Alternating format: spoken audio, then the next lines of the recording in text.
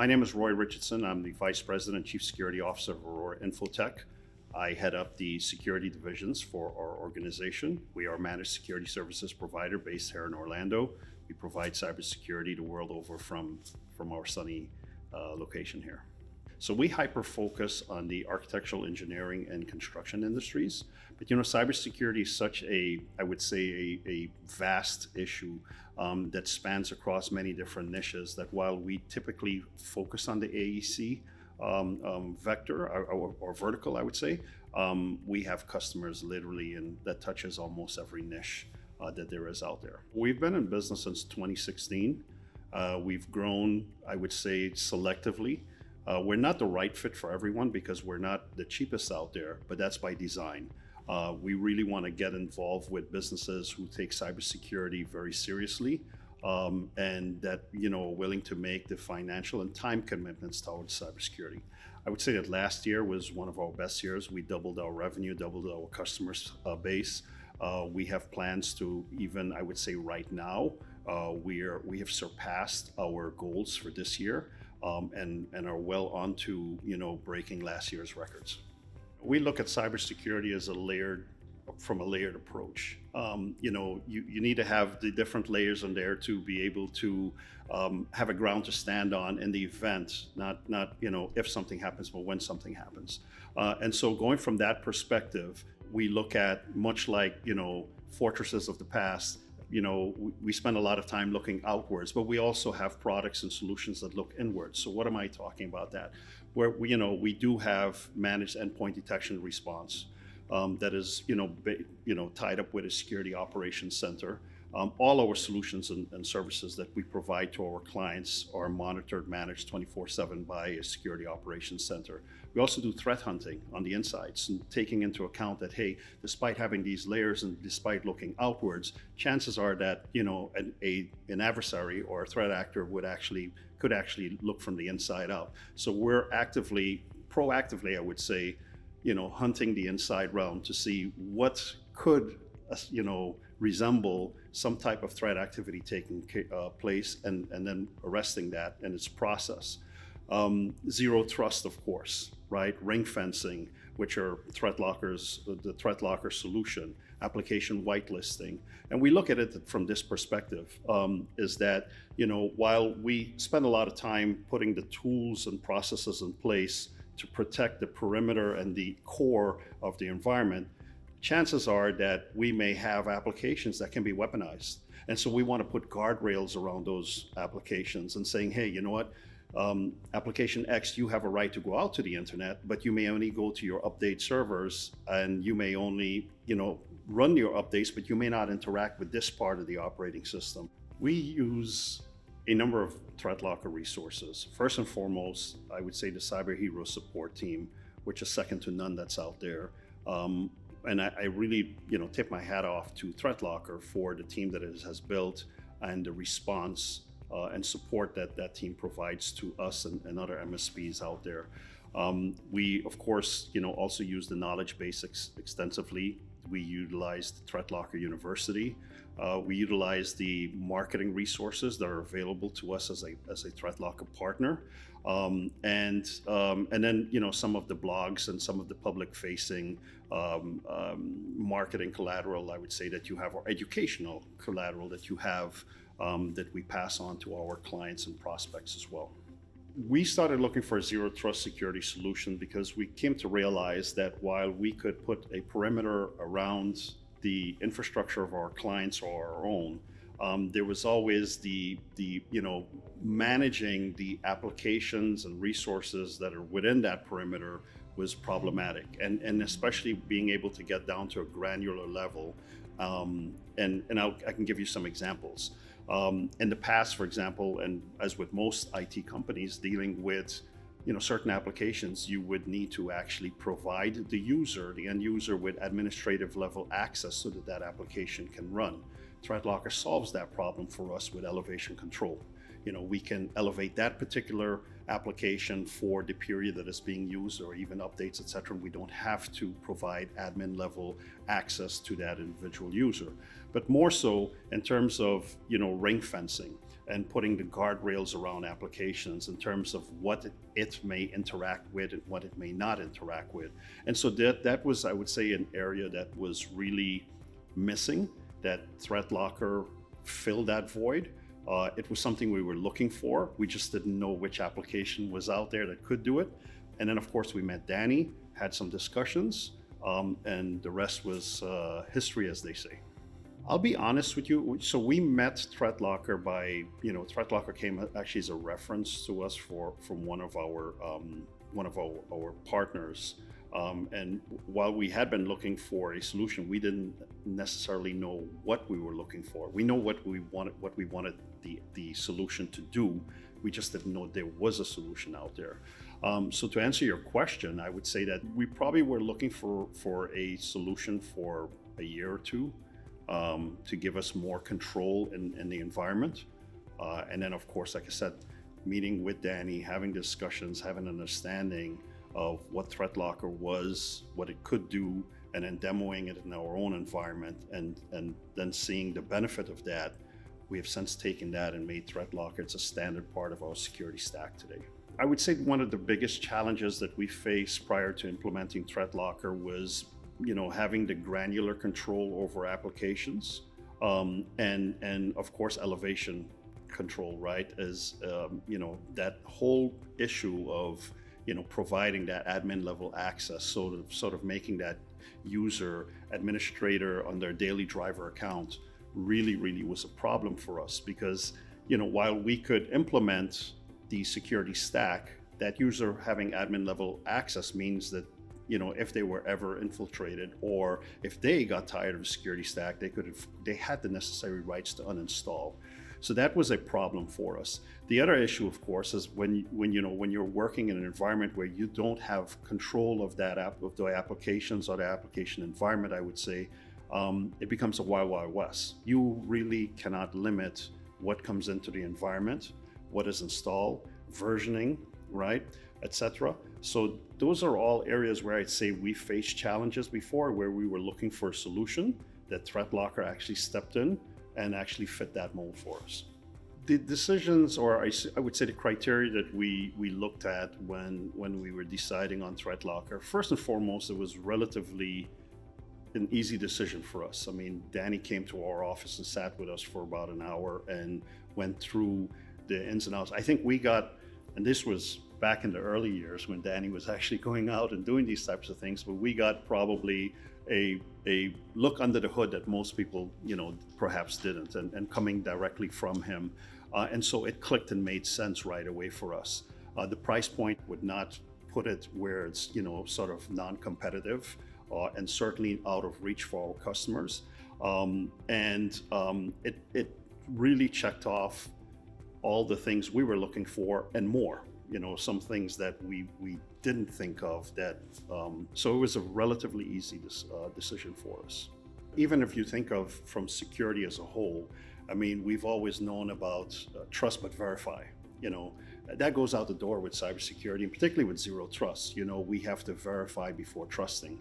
And that is something that we really were looking for, is something that would help us change that concept from a management and a support perspective in terms of our own internal, which was for first and foremost, but then being able to take that same ideology, that same cultural mindset, I would say, and move it into the realm for our customers. ThreatLocker helps our company achieve our objectives. First and foremost, we are huge proponents on zero trust, and I mentioned before, verify before trusting, right? That's a concept that lives within our organization. As a whole, from a support perspective, ThreatLocker has been very good with regards to knowledge sharing and knowledge transfer, the continuous development of the solution. Most recently, ThreatLocker, made investments in other companies that, bringing other, I would say, strategic parts to zero trust that we see as a great benefit. We talked about application control and whitelisting, but even storage control and network access control are key components to some of the things that we do within our company, but also within the managing the infrastructures, the IT infrastructures of our customers. And then of course there's the whole university aspect. And most importantly, I would say, is the cyber hero support. I mean, your support team, ThreatLocker support team, is second to none, and that's something that that my partner and I have shared with ThreatLocker's teams on several occasions. So, specific example of our experience with cyber hero support. Wow, I would say that we've utilized your cyber hero. I probably could not name a specific one, but what I would tell you is that each and every time we needed to use your cyber hero support, A, they were always available, B, very willing to assist, and C, always went the additional mile to make sure that whatever solution or problem that we brought to the table was addressed in a timely manner. And then from the university perspective, I mean, having that content available that we can share with our technical team. Every new technician or technical resource that comes into our company has to go through ThreatLocker University so they can wrap their heads around zero trust, application whitelisting, network access control, etc. That's been a real plus for us because it enables us to ensure that there's consistency with regards to the knowledge transfer, but also the use of the solution within our stack. So we are first and foremost being cybersecurity focused. We align ourselves with NIST and the CIS controls, but we do a lot of work also in CMMC readiness. We have several customers who are working and taking them through that state of readiness so that they can actually have the auditors come in and make sure that they're compliant for level 1 and level 2. ThreatLocker has been, I would say, a blessing in that aspect, particularly in terms of the CMMC controls, and not only CMC, but the other compliance related industries as well, where you have documented really where your solution touches each one of the relevant controls and how having your solution in place actually enables not only us but our clients to meet those compliancy requirements. ThreatLocker has helped us to streamline cybersecurity efforts, I would say, because first and foremost, we have integrated ThreatLocker as a standard part of our security stack. So it's not an add-on, it is in our stack as default. By doing so, we've been able to set the policies and define applications, define ring fencing, define all the relevant storage and access controls that we needed to have in place, and ensure that the same standards are applied across all our clients, except of course if they have very detailed and specific needs where we may need to augment those particular parameters. So it has really streamlined and enabled us to ensure consistency and be compliant with regards to where our expectations are, our bar for cybersecurity throughout our entire client base. So ThreatLocker has enabled us to reduce our ticket volume. First and foremost, when you have the relevant controls, and think of it this way with ThreatLocker, and I made mention before about putting guardrails around applications and around environments. I mean, if you can think of some of the most dangerous roads that you've ever traveled the world over, and we've all perhaps seen, videos of these buses that are hugging these, mountains in South America, and we're like, oh my God, I would never get on that. But if there was a guardrail there, it would give that sense of safety that, hey, that bus couldn't fall over the edge, right? And so with applications and with environments, it's the same aspect. We've been able to reduce our tickets by controlling those environments and making sure and utilizing ThreatLocker and the different features that it has to ensure that there is consistency within the environment. We've put the guardrails in place to say what applications can run and what may not run, and those that can run, what they may speak to and what they may not speak to. And just by doing that, we've seen a massive reduction, as I mentioned before, in the number of tickets. We've seen an increase in uptime for the customer, and we've seen an increase in customer satisfaction. Our customers typically don't have, I would say, the number of issues that we hear about, usually when we're onboarding a customer. And very rarely do we have to actually do truck rolls because whatever the issue is, we can solve it remotely. And ThreatLocker helps us by ensuring that that environment is consistent across the entire user base. Our clients' reactions to implementing ThreatLocker in the very beginning, was a bit, I would say, challenging, because we went from the standpoint of, hey, you had the ability to do certain things, but now you don't.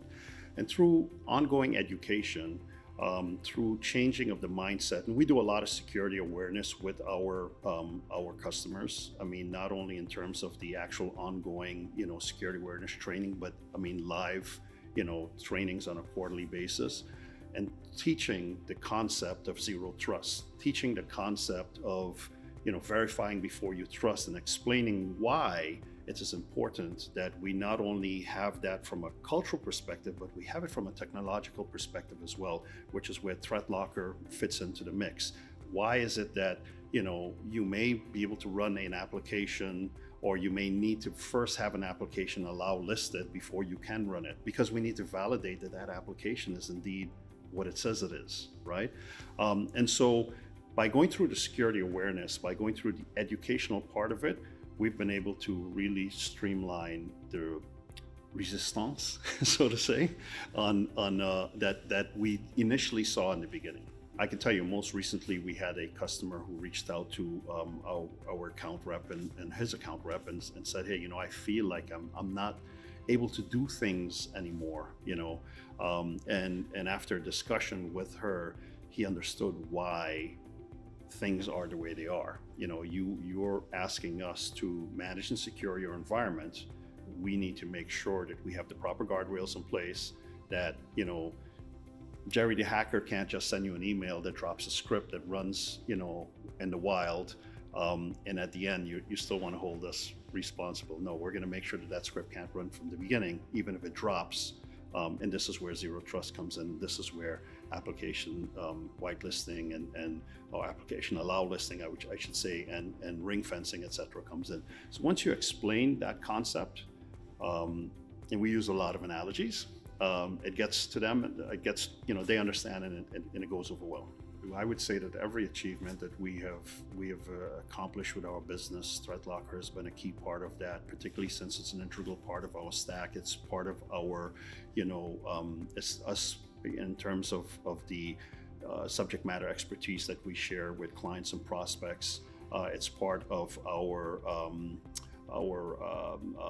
knowledge transfer, etc. So I would say that ThreatLocker, by having the university, by having the blogs and the knowledge set, by having even the cyber hero support, where we've gone into organizations where we needed, things were locked down and we needed help right away on some challenging issues, that the cyber heroes were able to step in and solve for us, and really made us, I would say, shine in the eyes of our customers.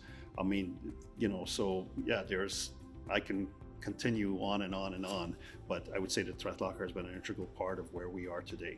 So in the next 3 months or so, I would say that, our goals are geared towards increasing our customer base, and more specifically, finalizing our compliancy requirements. ThreatLocker helps a lot in that area already, particularly, as I mentioned before, knocking off the different controls that, that where we meet that compliance. In terms of the growth, certainly, I would say through maybe webinars and joint marketing activities, or areas where I know my marketing team is really focused on, speaking engagements and different, knowledge share type opportunities. So, I mean, those areas where I could see ThreatLocker really helping us.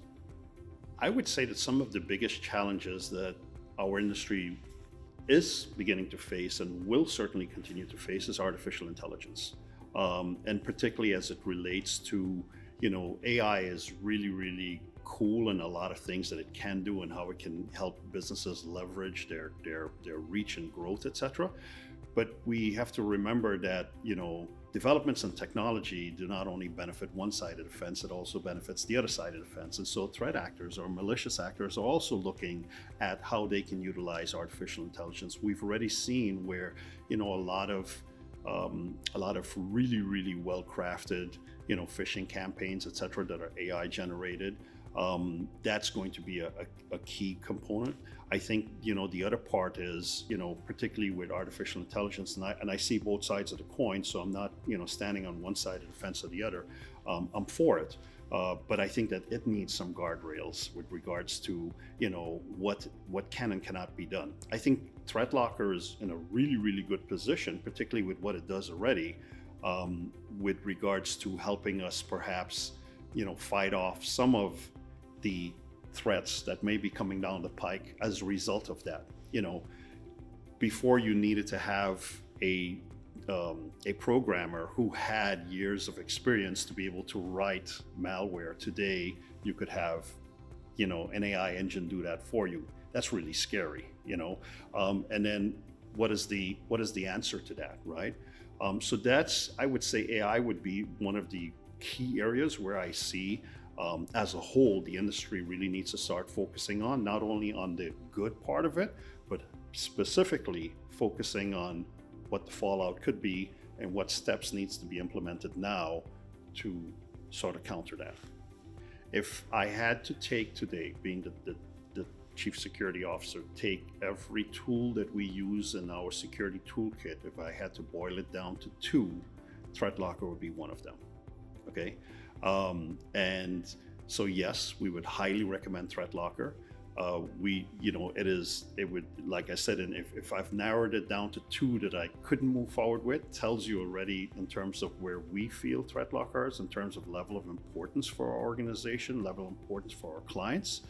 And so yes, I would highly recommend it, and I would those who are not utilizing ThreatLocker would recommend that they at least reach out and get more information. And start looking at the entire zero trust architecture and embracing that as a standard part of their security stack moving forward.